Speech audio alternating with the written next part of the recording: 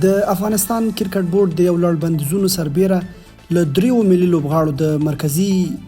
ټیم قرارداد امتیاز واخیست. افغانستان کرکټ بورډ له 3 لوبغاړو هر یو فضل حق فاروقي،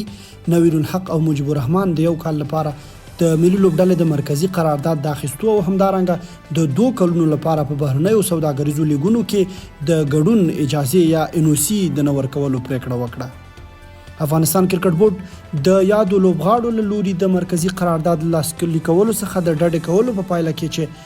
د ادارې او ملي ګټو خلاف عمل دی دغه پریکړه کړې ده.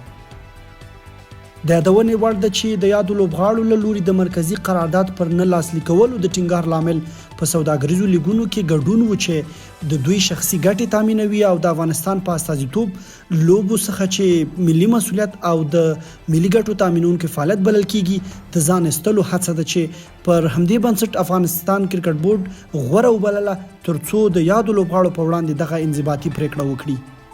د دغه لوبغاړو د قضیې لپاره د غوره شوی کمیټې یو غړی وایي فضل حق فاروقي، مجيب الرحمن او نویر الحق د برېښنالیکونو له لارې کرکټ بورډ ته خبر ورکړی چې د راتلونکو زیږدیز کال له پیل وروسته له مرکزی قرارداد څخه وځي او دغه راز باید د ملي لوبډلې په راتلونکو ټولو لوبلړیو کې له دوی سره مشوره وشي چې آیا په لوبو کې ګډون کوي او که نه. پر همدې بنسټ د یادې ستونزې او قضیې د هواري په موخه افغانستان کرکټ بورډ یو باصلاحیته کمیټې ته دنده وسپارله ترڅو د یادو لوبغاړو دغه غوښتنې وارزوي او په دې تړاو خپلې سپارښتنې د ادارې له مشرتابه سره شریکې کړي چې یادې کمیټې هم نن له هر اړخیزو څېړنو وروسته خپله پریکړه اعلان کړه چې مهم موارد یې په لاندې ډول دي. لومړی د یو کال مودې لپاره به دوی ته مرکزی قرارداد نه ورکول کیږي، خو که چیرې ادارې په لوبو کې د دوی شتون ته اړتیا ولیدله نو غور به ورباندې کوي چې آیا د لوبې برخه وګرځول شي او که نه.